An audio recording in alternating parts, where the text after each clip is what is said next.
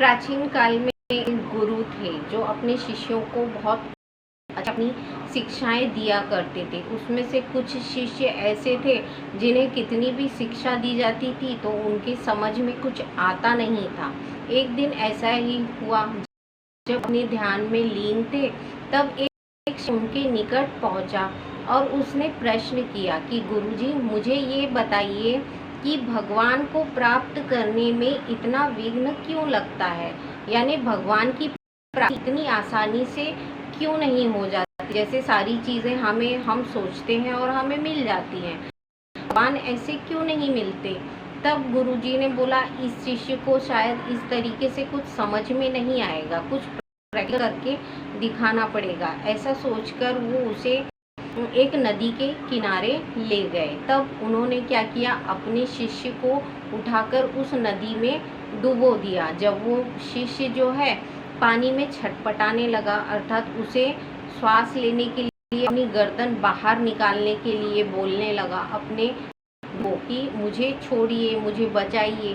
तब उनके शिष्य ने जो है प्रार्थना की कि हे गुरुवर, मुझे कुछ नहीं जानना है, आप ऐसा करिए, मेरी गर्दन बाहर निकाल दीजिए। तब गुरु ने बोला कि अब शायद इसके कुछ समझ में आ गया हो, तो उसकी गर्दन उन्होंने बाहर निकाल लिया, अर्थात शिष्य को नदी के पानी से बाहर निकाल लिया। तब शिष्य ने कहा, गुरुदेव आप तो बड़े अत्याचारी हैं, मैंने आपसे पूछा कि ईश्वर की प्राप्ति इतनी आसानी से क्यों नहीं होती, अर्थात भगवान सबको आसानी से क्यों मिल जाते, पर इतना सा पूछने पर आपने मुझे नदी में डुबो दिया, ऐसा क्यों किया आपने।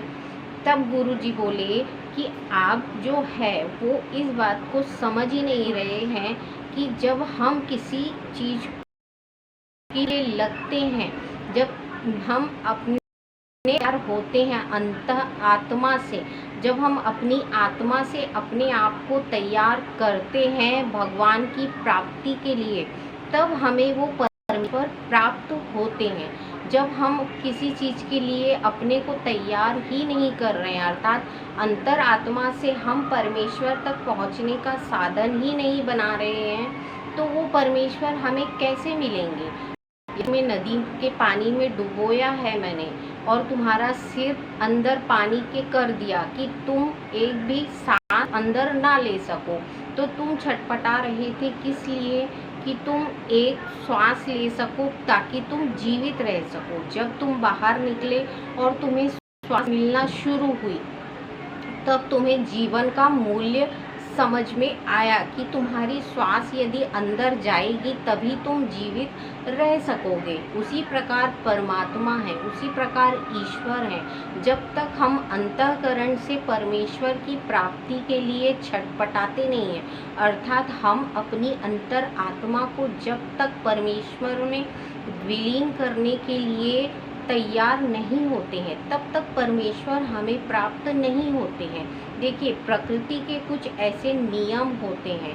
प्रकृति जो है वो हमारी माता है। यदि हम माँ से कुछ मांगेंगे, यदि हम प्रकृति माता से अपने बुद्धि के लिए, अपने विकास के लिए, अपना जो गौरव है उसके लिए सब कुछ मांगते हैं, तो वो देना शुरू करती हैं। अर्थात जब हम उन्हें परमिशन देते हैं, अपने अंतर आत्मा से हम माता को परमिशन देते हैं, प्रकृति माँ, हे प्रकृति माँ मुझे अपना ज्ञान दिए, तब उस परमिशन के आधार पर माता प्रति हमें वो ज्ञान देना शुरू करती है। जब हम अंतःकरण से किसी से कुछ मांगेंगे ही नहीं, तो हमें वो वस्तु या वो ज्ञान से प्राप्त होगा। जब हम प्रकृति से ज्ञान मांगते हैं तो वो हमें ज्ञान स्वरूप अपनी सारी विशेषताओं को देना शुरू करते हैं। उसी प्रकार जब हम ईश्वर में लीन होके उन्हें परमिशन देते हैं, उनसे प्रार्थना करते हैं कि हमें प्राप्त होइए, यानी हे भगवान आप मुझ में आकर विलीन होइए, मुझे ज्ञान दीजिए। परमात्मा क्या है, ब्रह्म क्या है, ब्रह्म क्या है, ब्रह्म मुहूर्त क्या है, इन सारी चीज़ों के ज्ञान दीजिए, तब वो अपने ज्ञान का विस्तार हमें देते हैं। तो उसी प्रकार जब शिष्य को पता चला कि ईश्वर को प्राप्त अभी तक उसने क्यों नहीं किया, क्योंकि क्योंकि उसके अंतःकरण में ईश्वर प्राप्ति की कोई इच्छा ही नहीं थी। जब ईश्वर प्राप्ति की इच्छा मनुष्य के अंतःकरण से होती है, तब मनुष्य को ईश्वर प्राप्त होते हैं। इस प्रक्रिया के लिए कुछ परिश्रम करना होता है, इस प्रक्रिया के लिए कुछ चीज़ों का त्याग करना होता है। जब हम परमेश्वर में अपने आप को विलीन करते हैं, तो बहुत से नियम हैं, जिन नियमों के पालन करने पर हम उस परीक्षा को पास करते हुए परमेश्वर तक पहुंचते हैं। यानी हर परीक्षा में हमें पास होना पड़ता है यदि हमें सत्य को जानना है। सत्य क्या है? परमेश्वर है। आत्मा क्या है? आत्मा वो सत्य है जो परमेश्वर तक हमें पहुंचाती है। जब हम एकाकार होते हैं परमेश्वर से, तब अंतःकरण की शुद्धि की प्राप्ति होती है, अर्थात हमारी आत्मा की शुद्धि होती है। उस परमात्मा में विलीन होने पर हमारा जो आज्ञा चक्र है, यानी जिसका बौद्धिक विकास होता है, तो हमें आत्म का ज्ञान प्राप्त होता है।